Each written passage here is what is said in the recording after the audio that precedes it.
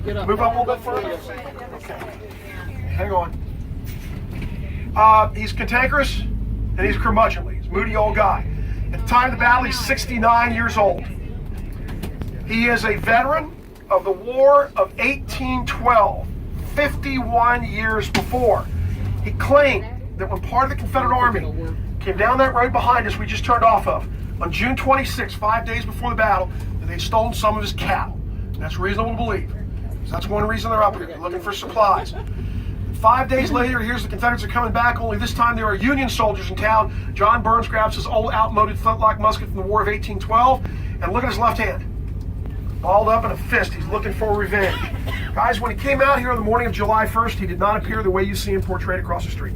Apparently he was wearing a stovepipe top hat like Lincoln would have worn, and tails coming down behind his trouser legs off his jacket. So when he came out here on the morning of July 1st, the early stages of the battle, lined by the fences to Wisconsin. Now, if you take 4 to 6 of these regiments and you put them together, you form a larger military unit. It's called a brigade. You've heard of a brigadier general? He commands a brigade. Well, in 1911, the War Department melted excess bronze cannons down, and they made brigade markers, iron tablets supported by stone bases. Brigades are collections of these regiments, like you see here on the right. 4 to 6 of these regiments makes up a brigade. Well, guys, when you see one of these iron tablets, like the one up here on the left, look carefully at the shape of the stone base that supports the iron tablet. When the shape is squared, like this one up here on the left, it's a Northern Brigade marker. Look at the one across the street over there. There's another iron tablet. You see it has a round base? The circular bases are Confederate. Another way to tell? Look at the top of the bronze on this one above the circle. See how it's arched? That's a Union Brigade marker. Look at the one straight ahead of us, guys, on the right side of the road. It's not arched. It's completely level. Southern brigades have completely level tops, round stone bases. You start to get an idea of why we're such a well-marked battlefield. All the Union regiments, all the brigades on both sides are marked. Many of the other higher unit levels are marked by the government as well. Okay, guys, as Ron takes us out of the woods, we're now kind of moving the way the battle did in the afternoon. The Confederates are pushing the Union Army on day one up onto the ridge in front of you and beyond to the seminary you can see out there beyond the stop sign. The far Union left, in the distance over to our right front, will be overlapped by Confederates who will stretch further to the right or the south than the Union left will. And so the Union Army is driving the Union Army back through town, all the way to Cemetery Hill, and then the Confederates occupy the seminary grounds for the remainder of the battle. Any baseball fans here? Okay. You ever heard the name Abner Doubleday? Oh, yeah. Well, I would think so if you're from New York. Yeah. Because you know there's 2 baseball fields in New York named after him. One of them is on the plain at West Point, where he went to school. And the other one, of course, is Cooperstown. Right. There he is, guys. He's right over here to your right. Guess who takes command when John Reynolds becomes the highest ranking officer killed in the battle? At that little white marker with the point on top of it on the grass knoll at the edge of the trees to your left. None other than Abner Doubleday, who was present at Fort Sumter when it was fired on at the beginning of the war in April '61. John Reynolds rode from the seminary to the edge of the trees on your left. 10:45 in the morning of July 1st, he's pointing into the trees to your left. He says, "Forward, men, forward! For God's sakes, forward into the woods and get those fellows." He will turn in his saddle to look back in this direction behind him, to urge men coming up on the field on your right forward. And when he turns to look in this direction, a bullet gets Reynolds right behind the right ear. His aide, Charles Vale, said Reynolds was dead before he hit the ground when he fell out of the saddle. Folks, that marker right there is the death site marker for the highest ranking officer to be killed in the Battle of Gettysburg. Lancaster, Pennsylvania's own John Reynolds, where he's buried today. The only soldier at Gettysburg with 4 markers. And you've seen 2 of them. Because he's also the guy across the street over there from the barn. Warren, I think what I'll do is go across the highway. I thought so. You guys came from that area, didn't you? Yeah. Yeah. I'm over there. Yeah, that's all right. So you guys feeling at home now? Oh, yeah. No. Okay. Guys, the last reunion of Civil War veterans at Gettysburg was 75 years after the battle. The year was 1938.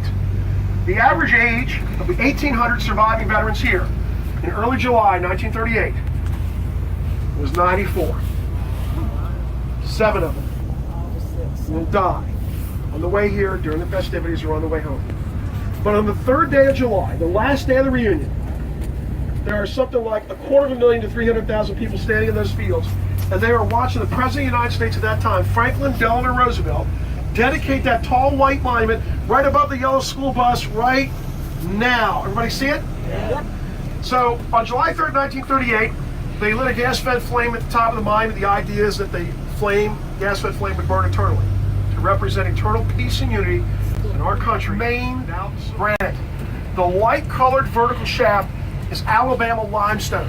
And the significance of this, 2 more states that fought here on opposite sides. And Alabama and Maine are the same distance from Gettysburg in opposite directions. So if you were to hypothetically draw a line from over your, or to your right over your right shoulder from Talladega, Alabama, Presque Isle, Maine, midway on that direct line is right here at Gettysburg. You notice the 2 ladies at the base of the shaft? They're embracing. 2 sides of the country having come together. At the base of the monument along the gray stone, it says, "Peace eternal in a nation united." You would have had trouble reading that about a year ago. Well, you wouldn't have been able to read it all, because all that gray stone was scattered all over this lawn like a children's building blocks. They completely took the base apart when it was struck by lightning. And before they started working on the monument, before it was struck by lightning, guys, on either side of the steps, there was shrubbery that hid the writing along the base. So when they did the work, they took the shrubbery out. I don't know if they ever plan on restoring it or not, but if they leave it the way it is, you'll be able to clearly read what it says. The 7 contributing states are on the far left corner of the monument, to the left of the steps over there. They go up the left side. New York is one of them. I was given a tour to a guy many, many years ago from Illinois, and he and I were walking up the sidewalk there to the monument, to the steps, and he pointed something out to me. He said, "There's 7 steps there." You guys notice that? 7 steps that lead up?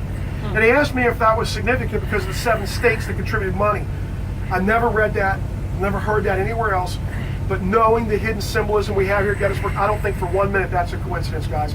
I'm sure they probably did put 7 steps for the 7 states that were here. So the 2 ladies embracing, the 2 sides of the country having come back together. And then do you see to the lower left of the ladies, guys, on the base of the shaft? Do you recognize what that is?